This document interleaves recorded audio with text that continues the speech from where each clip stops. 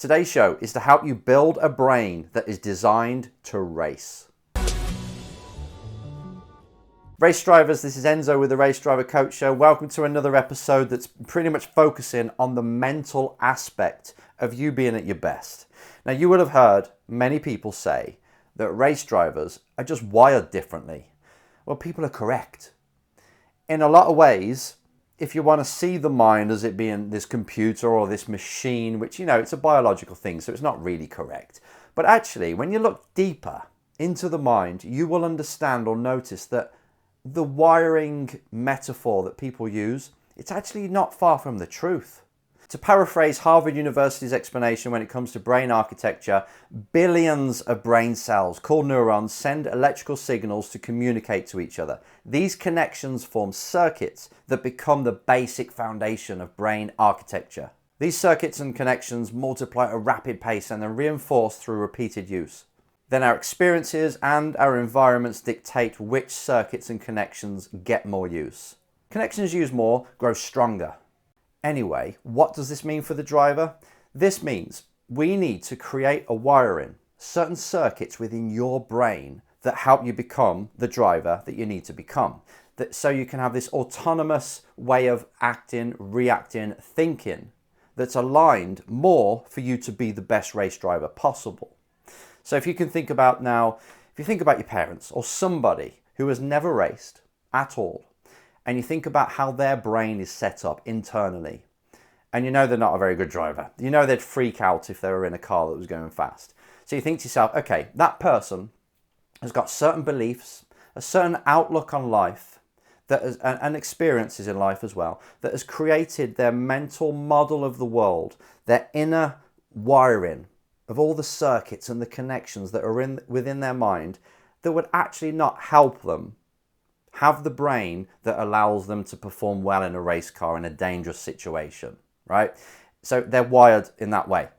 They have circuits within their mind that is more towards safety, maybe, more towards like self-control, not putting themselves in harm's way, not spending money on silly things like racing. And they'll have these circuits, these beliefs, that create their actions, form them to be a certain personality, and the way they are and the way they perform. They've got that wired. And you know it doesn't align themselves, or they wouldn't be very aligned with being a race driver. It's the opposite to that. So if you want to be a top race driver, you've got to have a certain set of beliefs. You've got to have a certain outlook, the mental model, the matrix. You've got to actually create the certain matrix in your mind that allows you to be a natural race driver.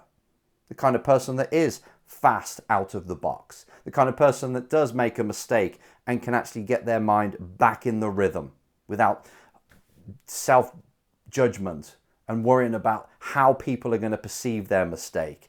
What does it mean if I make a mistake? Is that it? Is that the end of the world? Is it fair that what's just been done to me? These are the kind of thoughts that a top race driver can't have.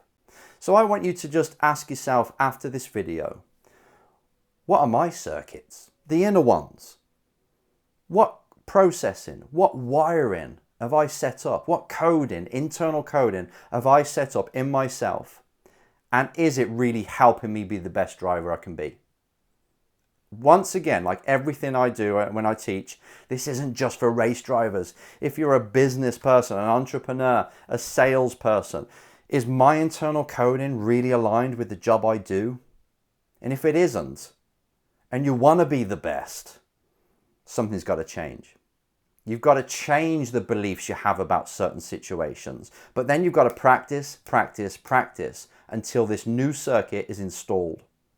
And then the old one that's sabotaging your results slowly gets weaker and weaker. And you keep reinforcing this other one, this way of looking at the world, these beliefs that reinforce it, and you keep practicing and acting on it, and it gets results, man, it'll be an automatic thing before you know it. We'll see this in every part of life. If you're a race driver and you're going into like a sponsor meeting, and you've got a belief system that I must be perfect, I must look perfect, sound perfect, they must like me, I mustn't screw up. That's a lot of pressure. You're not going to be flowing. You're not going to be really there to listen to them. You'll be too internal. Your dialogue will be talking to you. Am I still looking right? Am I sat up right? Am I saying the right words? Scrambled. You'll stutter. You won't get your words out. But if you go in there with a different kind of circuit of, and remember, this is belief system first, action, and it then becomes a new way of acting, performing mentally. You go in there, I'm going to go into this boardroom. It's fascinating. This is going to be an experiment. That's your perspective. That's your perception of the actual moment.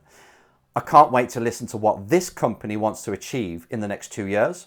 And I can't wait to listen to them, get on with them, find out what they want, and then just see if motorsport can actually offer them a solution for what they're actually after.